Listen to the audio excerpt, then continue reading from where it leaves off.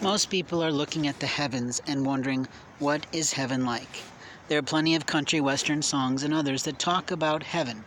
We talk about heaven when we're in a girl's arms. We talk about heaven when we're lying next to her. We talk about heaven when we're hoping for her. And we talk about heaven when we're thinking about the afterlife. You see, heaven is a wonderful place according to one song, but openly, is it really? You see, heaven on earth is different than heaven in heaven. When I talk about heaven, I'm talking from a perspective of having slightly died and slightly slipped through the stream and slightly come back. I tell this to my family and they don't even blink. They don't believe one thing I say, and I don't care about my birth family anymore is pretty much true. I had a sibling approach me at a public event the other day, and I was so offended. Not only did she destroy the peace I was feeling and the love I was having for the community I was watching there, but she infiltrated my space. She made it as if she had the right to come and see me and see what I look like now and be there in some present moment.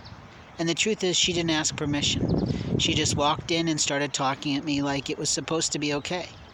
There was no concentration of thought in her mind. It was that she was going to be in control. She's not in control of my life. Her controls harmed my life. Her lies put me at risk. And I don't appreciate people who do that. I don't like liars.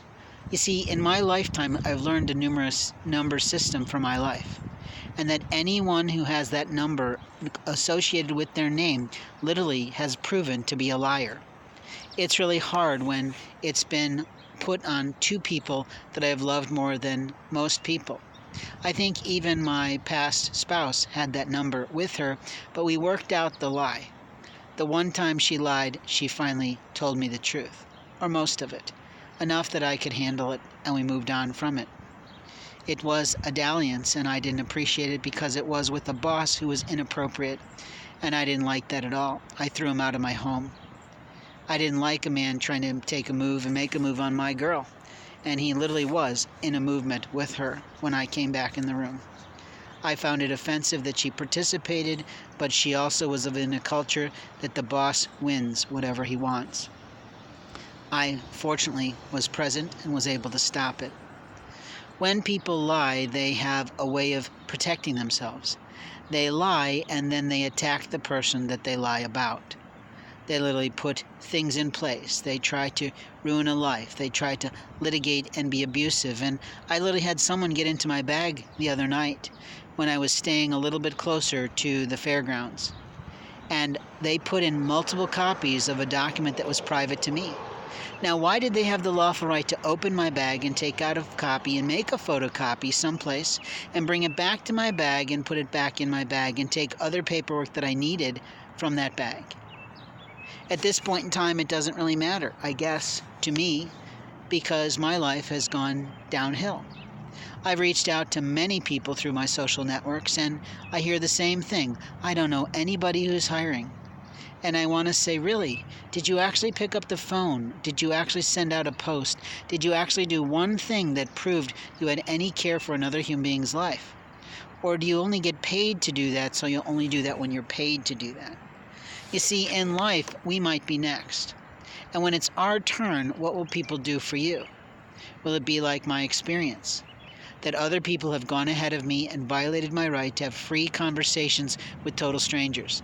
That have violated my rights and taken away my privacy to my own physical health, to my own abilities in life, and literally thought that they had the right to go share that information because certain laws in their minds don't apply to them. There is a moral code, though, of life that says what I have learned in secret remains confidential. What I have learned in an improper way of producing a loving relationship, a solicitation of information, or a gifting of and bequeathing of information remains mine alone. When you're given information, it is not your right to gossip and share it out with anyone, even a family member who may not know that individual. You see, you never know who that family member is going to slip to, and it can come back around and bite you in the ass. I learned that long ago in manufacturing.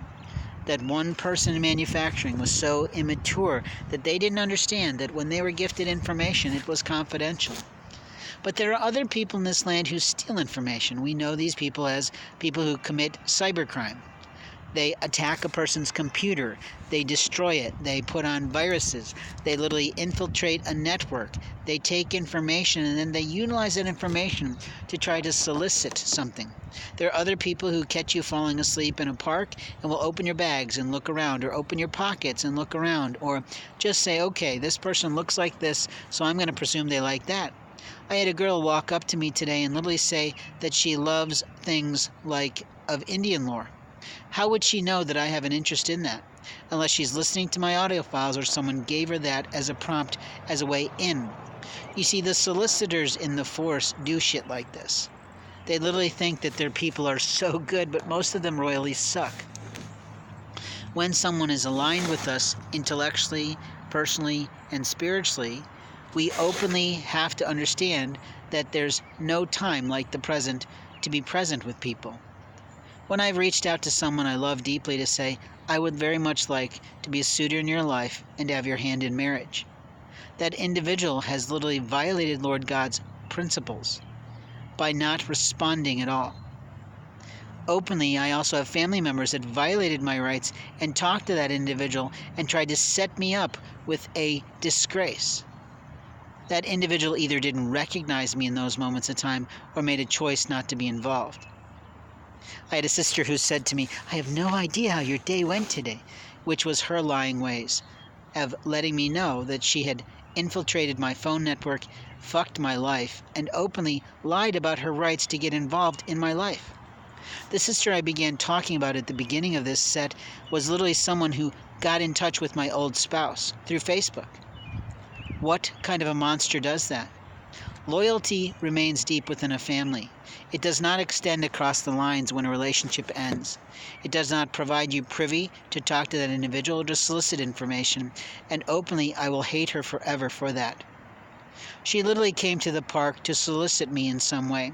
I told her to get the hell away from me. Why would I want someone who got me raped to be involved in my life? Now there'll be a shock for some people listening. I want it to be shock value, because your gossip, your lack of confidentiality, your lack of propriety harms people's lives in a lot of ways. It takes away business opportunities, it takes away employment, it takes away the rights of the Lord to open doors for people that get slammed shut because your mouth slipped. I'm pretty sure the theft in my home happened because someone I loved couldn't keep her mouth shut about her gifts that she was receiving. She might have been embarrassed to be constantly going to an office to get a package, but I had no way of knowing that they went to an office and not to her home straight. I have no way to know that. I openly know that maintenance and people who were selling that apartment complex got in my home without my permission. I openly know they stole rock collections, and I mean hundreds of gemstones, literally hundreds of my gemstone collections that I set aside for the children of my future bride, have been stolen and pilfered from me. I'm down to maybe 10 rocks now. That was maybe $50 worth of rocks, but still, my money, my property, my possession to bequeath. I had other things taken, like music. I had other things taken, like my entire life's collection of photos of my life in Japan, all the negatives, all the slides, completely stolen from my house. I didn't give one person in that complex the right to be in my home. But some monster stole all my slides from Japan, and all my negatives, and all the photos that I actually did pay an expensive rate in Japan to get printed for my own albums. Stolen from me. Photos from my childhood were stolen from a property box, and openly I never gave them the right to do that. If they're producing something with ill will, they will go to jail. They have stolen that property and have no lawful right to talk on my life. Openly, the photos of an old girlfriend are hopefully safe in my home, but who knows? She might be involved in this attack on my life. But I left that relationship fairly positively in the end. I let her go off and marry the man she just met, and I didn't put up a fight for her then. I don't need to fight for people like that. I fight for the ones I love today because I've learned how important love is in this world. I've learned that the Lord God in heaven is not pleased with the people who don't know how to love others. I also have learned that He is unhappy with the people that are supposed to be in my life who screwed their own lives, their own crowns in heaven, because they thought they had rights in this land over my life my legal documentation, my property that they lawfully do not have in the house of the Lord. You see, when the Lord took me, he also put me back with different opportunities in this world. People love to get a reading from a psychic. They love the freedom of it, but they don't like it unless it moves them closer to what they want in life. When they're told, hey, that dude's not for you, they get upset. When they get told point blank, they go and complain to someone else. You see, they never understand that when the Lord gives some information, whether they like it or not, whether they're pleased by it or not, that is a contract with him, not anyone else. Confidentiality is something we take for granted today. A lot of people quip, there's no more privacy today. That is a fool's game. There is privacy today, but people give it away like it's meant to mean nothing to other people. We don't like to be talked about, is what my sister often says, and yet she does it regularly. I have property that have gone missing from my bags when she literally got my other siblings to go into her home, her mess of a home, and take my property out. A lot of my stuff went missing. And openly, I didn't appreciate someone putting their hands through all my clothing, rearranging how I had things organized, and thinking they had lawful rights to do it. He, that husband of my other sister, who I'm just starting to talk about now, did not. Her job, her single job in this family, has been to manage bills after she took it over in the most illicit, immoral way possible when I was doing it for my father. She just came over and demanded and commanded she could have shit and go. She didn't want to have a conversation with me. She didn't want to talk about what I had been doing for my father in a loving way. She just thought she was in charge and large. Well, her children have violated the law, and what am I supposed to say about that? You see, the laws they hold true are not the laws I hold dear. My father loved law and order, and openly it's about time for me to close this audiocast, but what I'm talking about is that the laws of God are not the same as the laws of men. There are many monstrous Christians who use that backwards. They think the laws of God say that these things don't happen, that these people aren't created by the Lord, and that's a lie. The Lord God creates them all is an incredible old song that barely any popular singer will sing today. I don't know why. You'd think All Creatures Great and Small would be sung by some popular artist at some point.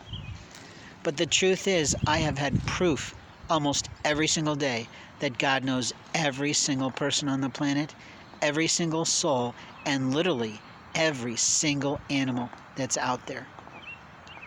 And it's been an amazing journey. And I owe that all to the woman I love. I would have never gotten to this point in my spiritual health without her loving way of showing me something that has transformed my life, transformed my health, transformed my soul, transformed my love, transformed my passion for her life and that of our life in the future. Thanks for listening.